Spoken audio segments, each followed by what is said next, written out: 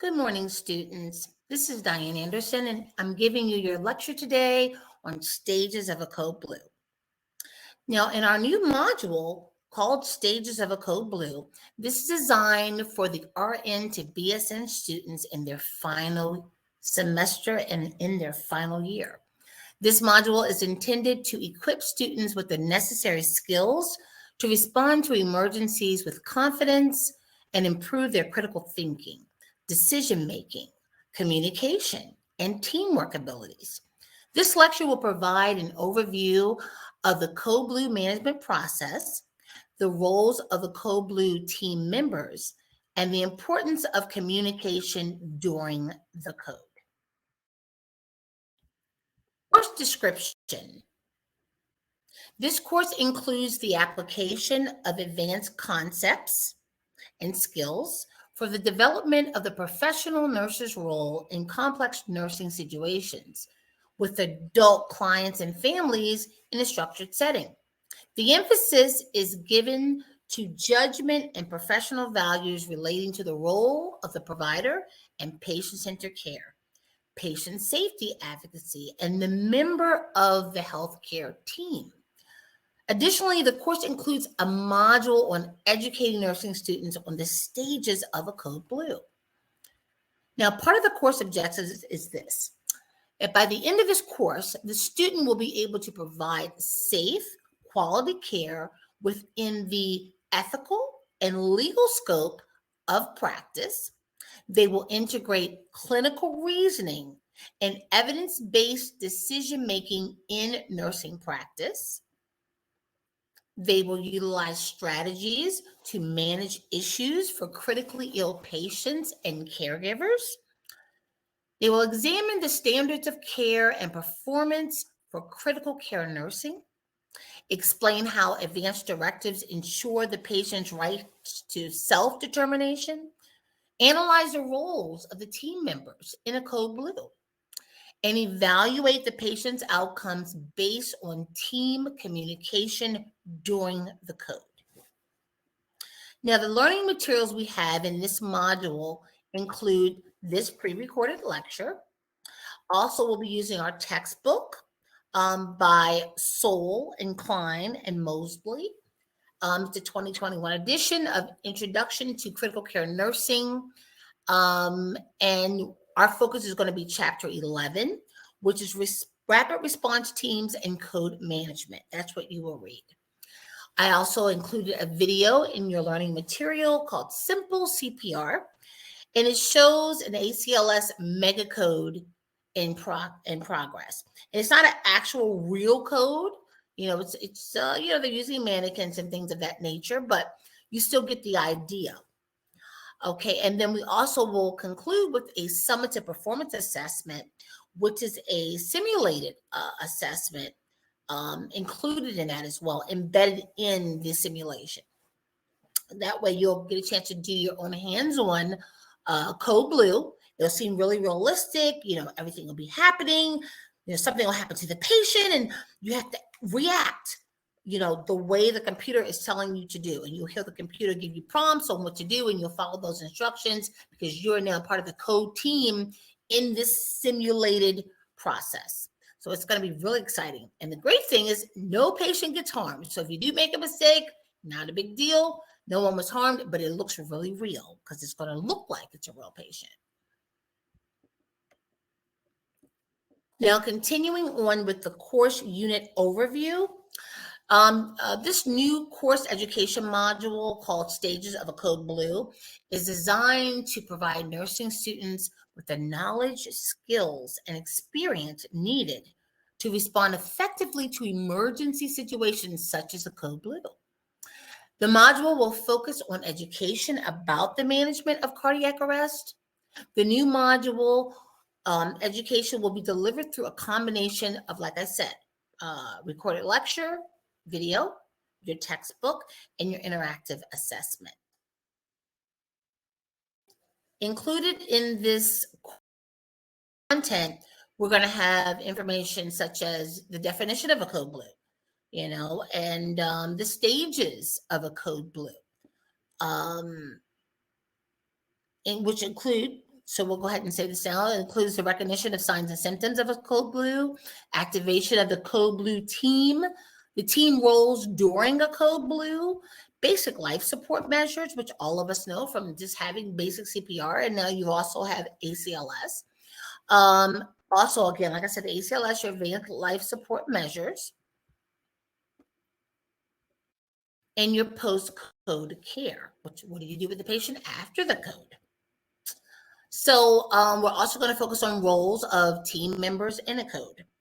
So that includes explanation of each team member's role during a code blue, the discussion of communication and collaboration during the code, review of common challenges faced by code blue teams, evaluation of patient outcomes based on team communication during the code, the importance of communication in patient outcomes, the review of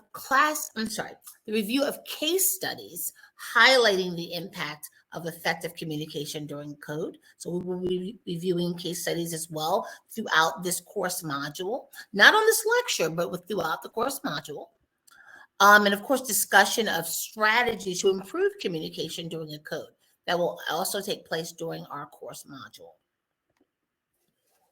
And the last things in our course mentioned a little while ago is, of course, the simulation mock code blue experience, which is going to seem really real to you guys. Okay. So let's get started with the lecture portion. I wanted to first go review over what you're going to see in our module and your objectives and things like that. But let's go into the actual lecture. Okay, so this lecture is designed to help you gain knowledge and skills in responding effectively to emergency situations such as a code. This course is intended, again, like I said, for the RN to BSN students in their final year of study. And as you may already know, a code blue is a medical emergency that requires immediate action to save a patient's life. The purpose of this lecture is, again, to provide you with a comprehensive understanding of the stages of a code blue and the roles of the team members involved. Before we delve into the details of the stages of a code blue, let's review, again, some of the student learning outcomes, which I forgot to mention. So first of all, you know what? Let's start with the objectives first. First of all, by the end of this course, you should be able to provide safe, quality care within the ethical and legal scope of practice. You should be able to integrate clinical reasoning and evidence-based decision-making in nursing practice. Utilize strategies to manage issues for critically ill patients and caregivers. Examine the standards of care and performance for critical care nursing. Explain how advanced directives ensure the patient's right to self-determination. Analyze the roles of team members in a code blue. Evaluate the patient's outcomes based on team communication during the code. Now, to achieve all these objectives, again, you'll be reading the book, you'll be looking at the video, you'll listen to the lecture, but a lot of stuff is in your book and a lot of stuff in your video that I've also attached to the learning material in your module. Now, it's important to recognize, hold on a second, guys. It's important to recognize the signs and symptoms of a code blue to activate the code blue team promptly. Now, remember, guys, you're going to be in a hospital environment. You know, when you graduate, I should say, let me put it this way. Not all of you will be going into the hospital environment. Hopefully you will, but if you don't, you still will be in a situation where you'll have to use your CPR skills, your ACLS skills. And if you're in an environment where there's a code team, such as what we're trying to show you with this module, you need to know how to react and how to be a part of that team. And it may be a little scary for you because you're fresh out of school and you're like, oh my goodness, this is so new. But the patient's life is, is at stake here. And you bringing this patient back to life, So that's not the time we're like, oh my God, I'm new. No, this is the time to, what do I do? What is my role? Am I pushing meds? Am I doing, compressions? What am I doing, guys?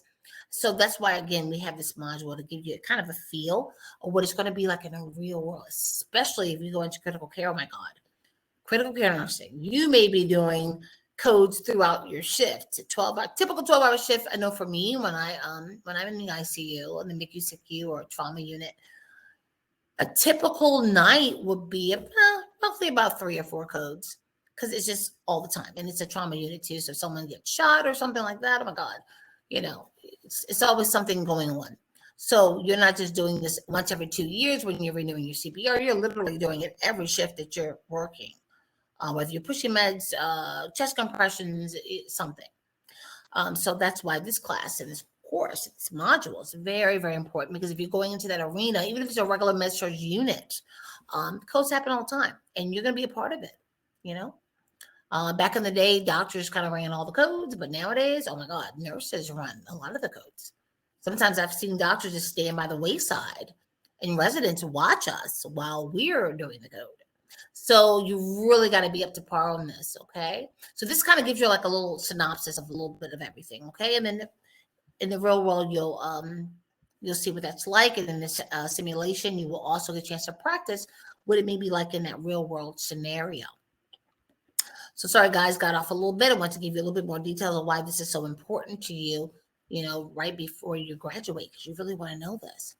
All right. So anyway, the team's role doing Code Blue includes the team leader, the airway manager person, which would normally be a respiratory therapist if you're in a hospital situation, the person that's doing the compressions, the person that's dealing with the defibrillator, and the medication nurse, I should say. That's the person that's maybe pushing epi or whatever other product you're giving that patient to bring them back.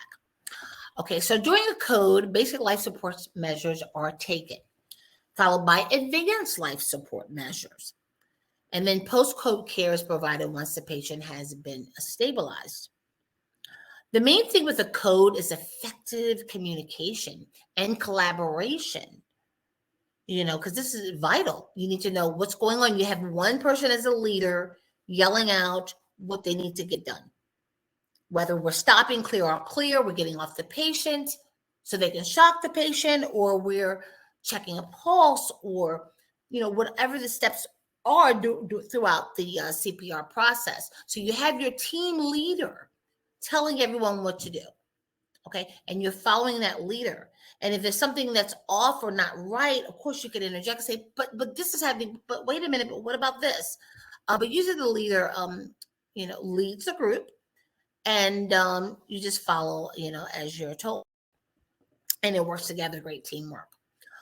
So clear communication ensures that everyone on the team knows their role and what needs to be done. And I say this too, because a lot of times in some hospital situations, I know when I was a nurse supervisor at one of my facilities, one thing we made clear at the beginning of the shift is, hey, this is our code team for today. And we actually said each person's name and what they would be doing, whether they're going to be the runner to get supplies, whether they're going to be the ones doing chest compressions, whether they're going to be the ones documenting the actual code. And using a supervisor, which is myself, or, another a charge nurse, if I'm busy doing something, they would be leading that code. Very rarely did the doctors lead the code. They were there, but they weren't really saying anything, besides calling the family members and saying if they want us to continue with CPR. So again, clear communication ensures everyone on the team knows their role. And again, if you're working at a facility where they already have the names listed up and already on the board, when you get to work, you kind of already know what your role is going to be, just in case there's a CPR needed and a code, that happens during your shift. So we're also going to look at the common challenges faced by Code Blue teams, including communication breakdowns, confusion, and then for possibly the new nurses, anxiety. It happens with all of us. It happens with everyone. Depends on what's going on within the situation. Now, remember, the patient outcomes depend heavily on effective communication during a code. Case studies have shown that the outcome is more favorable when communication is clear and effective. We will discuss strategies to improve communication during a code blue. Now, remember, guys, either respiratory or cardiac. So if you have a patient that literally just stopped breathing, you're in a code. And if you have a patient that heart stopped beating, you're also in a code. But remember, breathing stops, usually more than likely it's going to lead right to the heart stopping as well. Now, even though you're going to have a lot of details in your video and in your reading and your lecture, in the chapter of the textbook, and of course in the simulation that you'll be doing as well, right before your formative assessment, and also you're going to be doing it as part of your summative performance assessment as well. I still want to give you just an overview in terms of just a scenario you may have in general in real life. So let's say not you, because you're fresh out of school, but let's say you have a team leader, okay? And let's say the team leader now has arrived at the scene. You know what? I take that back. Let's use you as an example, because a lot of times you're running charge within a year that you're in school. So let's say you are now the team leader, okay? You arrive at the scene in a patient in cardiac arrest. The patient, let's say, is 55-year-old male who was found unresponsive in his home. You immediately activate the code blue team. And usually there's a button on the wall in the patient's room. I've even seen nurses scream out code blue, but it just makes more sense to just hit the button, because maybe not everyone's going to hear you. They could be in a patient's room or something. But anyway, you immediately activate the code blue team and assign the roles to your team members, especially if you're in a facility that doesn't already have them previously assigned for that shift. So you're assigned, okay, you get the crash cart. You're doing this, you're doing that. You're pushing meds, you're doing chest compressions, you're recording, that kind of thing. You're a runner. Matter of fact, go get us some more, normal saline. Let's get some syringes. Just make sure, bring the extra crash cart over. So they'll tell you exactly what needs to be done, who's going to be doing what, and you're listening and you're following command and you're gathering whatever you need to gather right at that moment. Okay?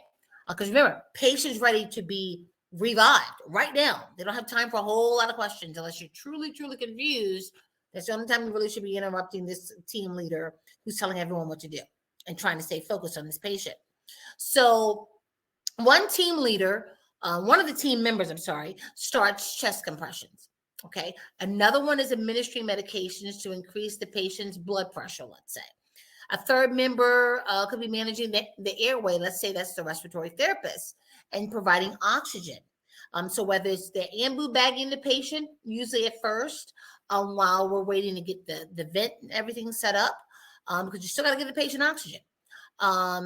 Also, the fourth team member may be gathering additional equipment and providing additional assistance if needed. And when I say additional assistance, good example would be you're doing chest compressions. Oh my God, believe me, if you haven't done them yet, you will get tired.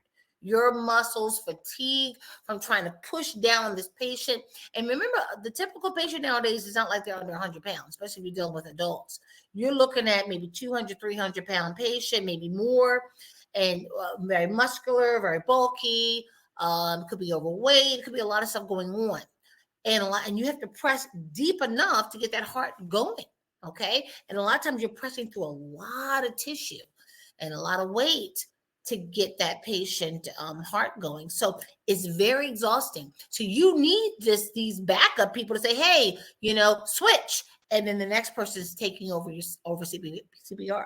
A lot of times I've been in a situation where, oh my God, it's like 7 of us have taken over because the code just seemed to last and last and last. And the family's on the other end of the phone with the doctor saying, no, keep going. Don't stop. Please revive my dad or my mom, or, oh my God, please don't stop yet. And we'll just keep going. So the doctor's like, okay, enough is enough. At this point, the person won't even have a quality of life if we were able to bring them back. And we can't. It's been an hour in this code. And yeah, the person's been gone a long time. And then the doctor may jump in there and say, okay, that's it, enough. But usually the nurses are running the actual code and stuff to actually say stop the procedure.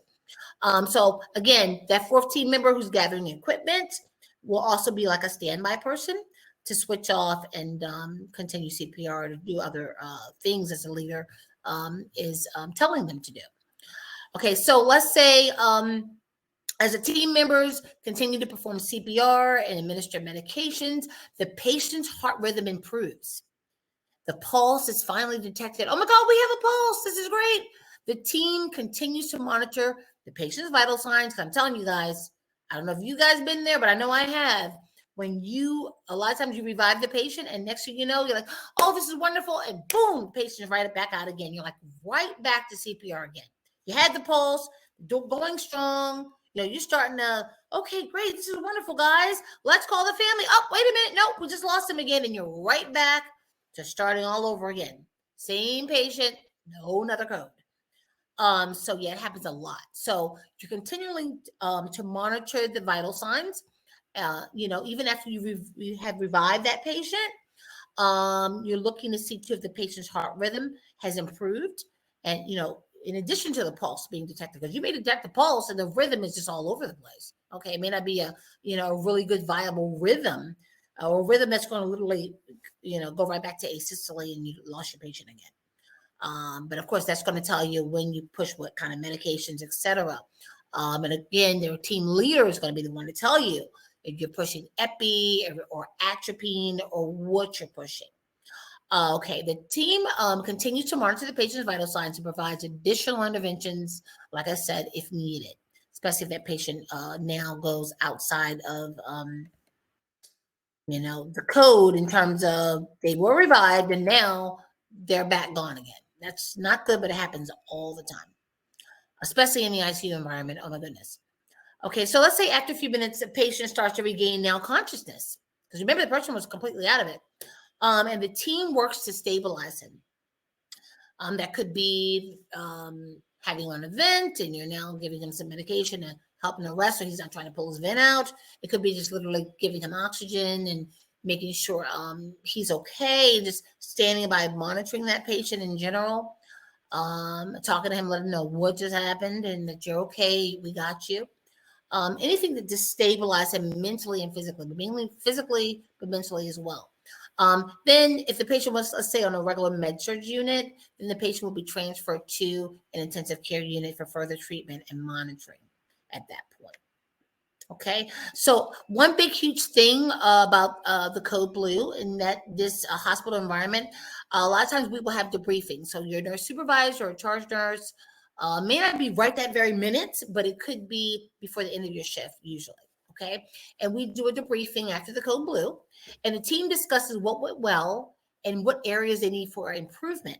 The team identifies the need for better communication and coordination during the initial stages of the Code Blue. They also discuss the importance of ongoing training and practice to improve their skills and teamwork in emergency situations. Okay, so again, that's everyone on the team. Well, I thought you said this, but I did this. Oh, I heard you right, but then you said this. I was exhausted and I was waiting for someone to relieve me when I was doing compressions, and the person I thought was going to relieve me disappeared, and I just kept going. It's all the dynamics that has happened during that code. All the team members are now discussing what happened, or how come you gave epi, but how come we didn't do X, Y, and Z versus this?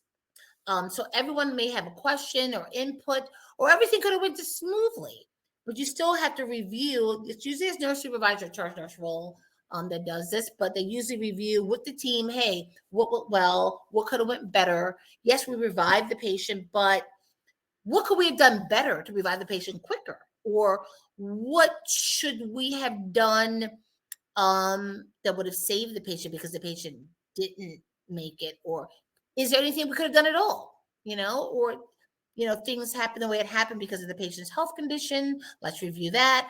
All those things are looked at and talked about, mainly to improve team dynamics and to help people who are on the team, especially new people, to see how they can be better utilized next time around, and have them learn from whatever mistakes they could have possibly done, or may not have been a mistake, just learning in general so you can grow with the process. In conclusion, I just mainly want to say that it's critical to, have communication, and have a comprehensive understanding, I should say, of the stage blue, the stages of the code blue, and the roles of the team members. It's really important. The roles of the team members involved. Effective communication is huge. Teamwork, huge. Effective communication and collaboration are vital to the patient's outcome. With the knowledge and skills you will gain from this course, you will be better equipped to respond to emergencies with confidence, improve your critical thinking, your decision making. Because remember, a lot of times you're going to be in that room by yourself and you're like, oh my God, the patient doesn't look too well. He feels kind of clammy. He's breathing, he's looking at me, he's nodding his head, he's answering my questions, but something about it just doesn't look right. Something's not right. And next thing you know, in a matter of seconds, the person just stopped breathing or their heart just stopped beating. So that critical decision making, is going to be huge as well, especially when you're the one on the scene and you're like, what should I do? Something isn't quite right. With my rule of thumb, if something doesn't look quite right, automatically just, either call a code or call emergency response, your emergency response team, or we also call it rapid response team, because you never know when something's about to happen. It makes more sense to call a rapid response, even if whether you think it's going to go into a code blue or not, just in case. Because why? Everyone will be there at the scene. So if it happens, boom, everyone's already there. You're not wasting valuable time with this person's heart that stopped beating, and the fact that they're not breathing. You're wasting valuable time saying, I wonder if, and you just feel something in your gut is wrong. Just automatically call a rapid response, because more than likely, usually, especially with nurses' intuition, that's about to turn to a code blue. Okay, so that's part of your critical thinking and decision making, especially when you're on your own and the rest of the team isn't with you. So again, communication is important and teamwork abilities are important. And the great thing about the simulation program, you're going to get that whole real feel of being in an actual code blue. The patient's going to look real. The team members are going to look real. Everyone's yelling. The main team leader is yelling out what he or she wants done, and you're now listening to a simulated prompt telling you, okay, what are you going to do next? What's next? So you got to follow that prompt within that simulation program so it'll be as realistic as possible for you. And you'll see how you did, and you'll be able to critique yourself afterwards and look back and say, gee, I could have did this differently. Maybe I got froze up. I was a little nervous, etc. So this simulation program is huge. And again, the video that I've included in the material is going to help you, because you're going to see again, just like you did when you had, your ACLS courses and your CPR courses. You saw a video through American Heart Association, remember? And they showed you like a code blue scenario that wasn't really real, but it's still, they're looking at it as a real, experience. So this is something similar. So you can look at this and see, how it goes in an ACLS hospital type environment. We have many members, helping this patient to regain consciousness, get their breathing going and their heart going. Okay, so right now I'm going to open up the class for discussion, and hopefully if you guys have any questions, do so. Now, right now I know this is a recorded lecture, so since it's being recorded, you can always email me your questions or call with my number that's on the syllabus, and or also if it's something like a quick question, or if it's something that you're going to need a little bit of time, like over 15, 20 minutes to discuss, go ahead and schedule an appointment with me. And if it's 15 minutes to 30 minutes to 45 minutes, anything in that range, schedule an appointment with me so that we can discuss what it is that you're maybe having trouble with or understanding in the material that I've given you to read in your chapter, or the video, or even this recorded lecture. So again, thank you for your attention. And I encourage you guys to continue learning and growing even after this course and continue to develop your critical care skills. Even if you're not going into the critical care arena, it doesn't matter. If you're working anywhere in the hospital, Code Blue happens on every unit, every floor. It could be in a cafeteria. It could be just a family member coming to visit someone and they literally pass out and their heart stop beating and they're not breathing, and you're back to the same scenario. So, or even if you work another kind of facility, they have you there. They're looking for you to jump in there and do something and help. So the great thing, you're learning this in this course. And that way, when you go out into the world, oh my God, your employer will just adore you. That, oh my God, she's had this experience already. She's been like in a mock code type scenario and did really well and passed this course. This is great. We got to hire her. So this is really beneficial in many ways, that you get to practice this before graduating and going out into the real world. So hope you got a lot out of this lecture. And again, more details and step-by-step instructions in terms of stages of a Code Blue will be included, and you will see more details within your course materials that I've included in this module. You have a wonderful day. And again, if you have any questions, please reach out. I'm here for you.